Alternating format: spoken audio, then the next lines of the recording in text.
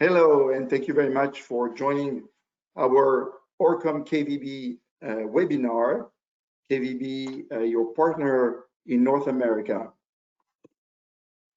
My name is Salomon Kapetas. I am one of the founders of ORCOM KVB, an accounting and tax firm established in New York City, Boston, and San Francisco.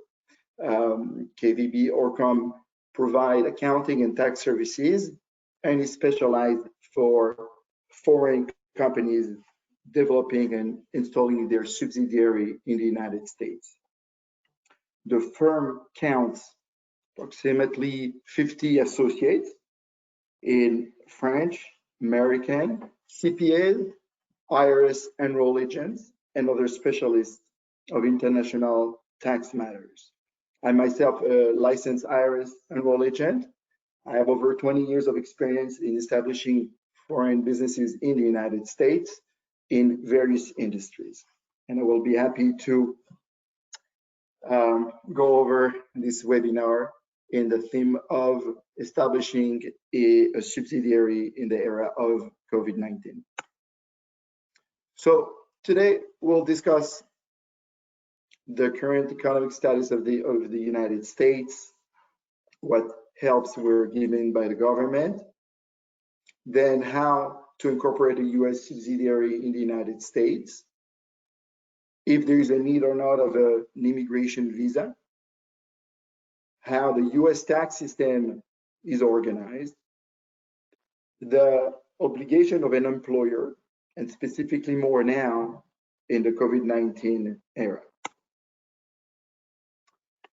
So the United States, of course, has been suffering from this pandemic, and the US government, as many other foreign governments, have reacted very strongly and have assisted small businesses and self-employed people tremendously. There were many packages, economic packages that were provided to those people and companies to assist them and to be able to go over this pandemic.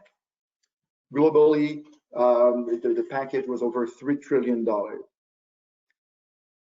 The problem is that the economy is now under perfusion.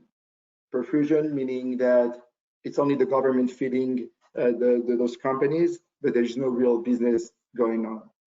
The question is, will those packages be enough for those companies to go through the pandemic? Will we need another round of assistance? This is something that we will know hopefully very soon. Something that we're not used to in the United States is to have a double-digit rate of unemployment. Today we're reaching about 15%, which represents about 40 million people. This is tremendous. In the United States, we used to have in the past year, since the Trump administration is in place, we had an approximately 3% rate of unemployment. Now we're reaching 15%. So it's a tremendous difference, and we'll have to see the implication of that.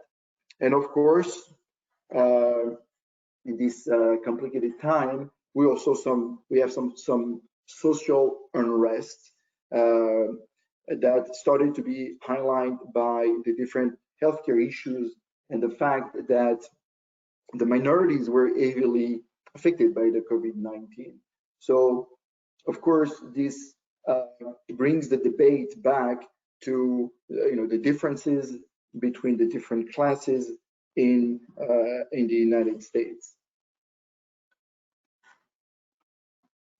All that said, we believe that the United States will recover very quickly.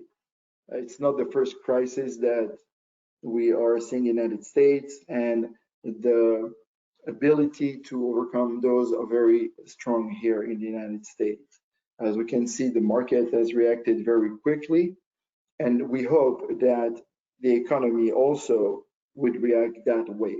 We would not be surprised, as many Americans, over 40%, believe that within 3 months we will be back to normal. Maybe it's a little bit optimistic, but yet this This is something that we can hopefully foresee. There are many states in the United States that are already operating, such as Florida and Massachusetts. Today, this week, June 8th, New York City was able to reopen slowly. So we're very hopeful that the rebound will be even stronger.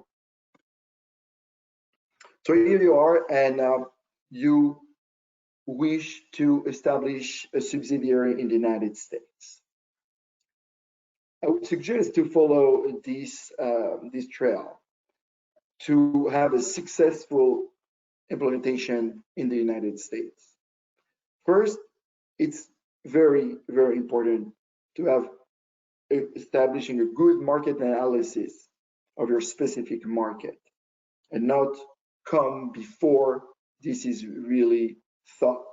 There are many ways to be helped on that. There are many offices that can give you information on your specific industry, but that's something critical.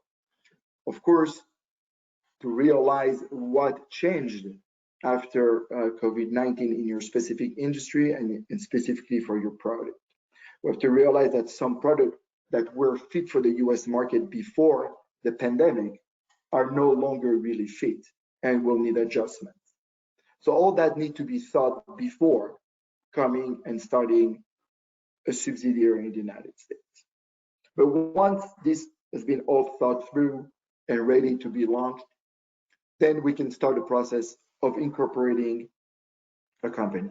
We'll see later where and what state and how exactly it's done, but that's the time that you need to start incorporating. The incorporation process will protect the shareholders. So it's very, very important in the United States to have that in place very early on. Once we have the corporation established, the company will be able to hire its employees, set up the logistics, sign contracts, and be ready for business.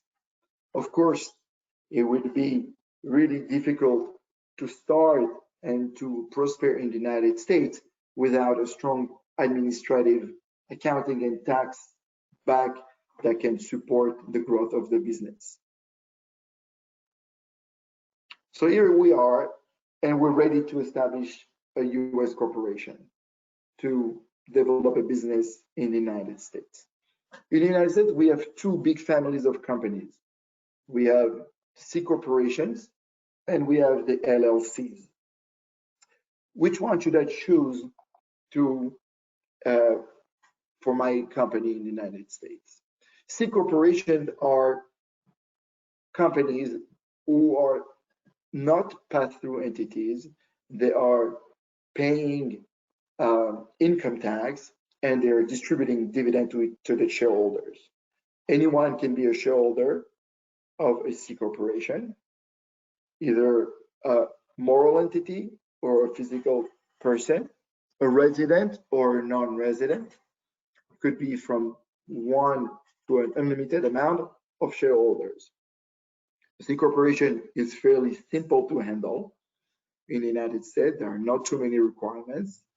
And it's very, I would say, practical in terms of the numbers of the requirements. Then we have the LLC, the limited liability company. This is a pass-through entity. We have a little bit less of those in the United States, in Europe, or mainly for real estate. In the United States, we use those companies for any type of business. We would go for this type of company if the shareholders do not mind filing a tax return in the United States for them personally or for the parent company. Indeed, the LLC is a pass-through entity, does not pay income tax in the United States, but rather passes on to the shareholder the profit or the losses, and he will have to declare those in the United States. Commonly, a C Corp is being used for a foreign entity wishing to establish a subsidiary in the United States, for the simple reason that a C Corp offers a tax blocker. And will limit the ability for the US tax services, the IRS, to reach out to the parent company. With an LLC, the IRS can audit not only the LLC itself, but also its shareholders. We call them members, just because it's a pass-through entity. The incorporation process takes care at the state level. As you all know, we have 50 states in the United States Union. And the incorporation has to be done within one of those states. The incorporation is not taking place on the federal level, but rather on the state level. Many of you must have heard of the Delaware. Indeed, the Delaware is one of the best states to incorporate in for various reasons. One of them is because at the state level, they do not require any tax return on the corporate side to be prepared. There is no sales tax. And the corporate documents and incorporation, dissolution, and other procedures that needs to be done with the department, with the Secretary of State, are very easy or easier than other states and way cheaper. It's true that the Delaware does not have a strong economy because there is no tourism and there are not so many resources in that state, and therefore they're offering a very convenient way for corporation to operate in that state and enable the state to trigger a lot of money toward the states. As an indication, is over 90% of the companies traded in the US stock market who are incorporated in the state of Delaware. That said, it's not enough to be in the Delaware unless your business operates from the Delaware. If you have your inventory or your employees there, then there will be enough.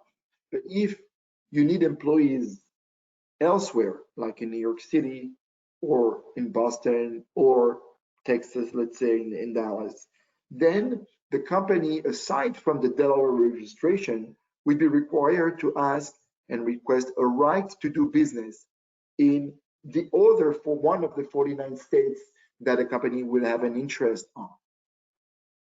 And once that need is no longer there, the company can withdraw from that state and remain a Delaware company. Immigration is a very important topic when we establish subsidiaries in the United States. Indeed, the manpower is needed. So it's either the company hires Americans, people with right to work in the United States, or decide to sponsor a foreign individual to come and work in the United States. There are many types of visas. It's a real expertise, and certainly need to take the time and understanding which visa would be the most appropriate for the employee and for the company. For example, the J1 is a very interesting if the candidate is younger than 35 years old, because those people will not pay any social security tax, the FICA, neither the employer will. So there's a very great saving. The downside of it is that it's limited for 18 months. After that, you will need to jump to another visa. We have the E2 that is limited to one company. The H1, the candidate can jump from a company to another. And also there are quotas that limit the number of H1 issued every year. So that's a very important subject. We're partnering with many immigration attorneys that can help and focus on the visa that is most appropriate for the person that needs to be sent to the United States. Of course, in the era of COVID-19, that many offices are closed on the administration side, makes it very complicated today to submit a visa request. And also, even without a visa, just to be European, most of the European countries are not welcome at this point. The citizens of those countries are not welcome at this point into the United States. Hopefully, those regulations will be eased soon and we will be able to travel again. But at this point, the US entry is not permitted, let's say, to American citizens and green card holders. So how a US company is taxed in the US? I would like to discuss three parts in this topic. The corporate taxation, what is a nexus, and other taxes that are such as the sales tax or the commercial rent tax. Well, first of all, the size of corporate taxation, we can have 1 to 3 levels of taxation. Indeed, aside from the federal government, the United States, we have the taxation on the state level sometimes, and also at a municipal level, but not always. And that's why the taxation can vary between 1 level to 3 levels. For example, a company established in New York City would have 3 levels of taxation. The first one would be a federal level, then a New York State level, and then New York City level. While a company operating in Texas would have only a federal level, no state level tax, and no city tax. So the 50 states offers very, the 50 states offer very diversified rates of taxation ranging from 0 to 9%. Cities also from 0 to 9%, and federal has a starting rate of 21%. The question you certainly ask yourself is, when am I taxable in a state and when I'm not taxed in that state? Well, everything is based on the nexus. The nexus is something very important in the United States. Indeed, as we said earlier, we can be incorporated in Delaware, have a right to do business in New York State, and being established in New York City, because that's where I need to be to sell my products, as simple as that. And it's categorized by 3 elements. The state in which my employees are working from, the state in which I have a permanent inventory, and the state in which I have fixed assets. If I have one of those 3 elements, then it means I need to ask a right to do business in that state, and that would mean that I will become taxable in that state based on the rules and regulations. It means that technically a company can be taxable in many states. Of course, it's not ideal because it will open the door to many requirements, returns, etc. So it would be wise to limit the presence in a few states. Of course, we can sell in any state, but the presence of the employees, of the inventory, or the asset should rather be limited to a couple of states. Some companies have no choice and need to be present in every state. Also, there is a new nexus, which is not a tangible nexus. We call it an economic nexus. If, let's say, a company established in Delaware with offices in New York City sells to California companies for over $500,000 per year, then California state will consider that the New York entity is doing business in California, and therefore would be liable to pay a portion of the taxes that would have been paid to New York State, to California.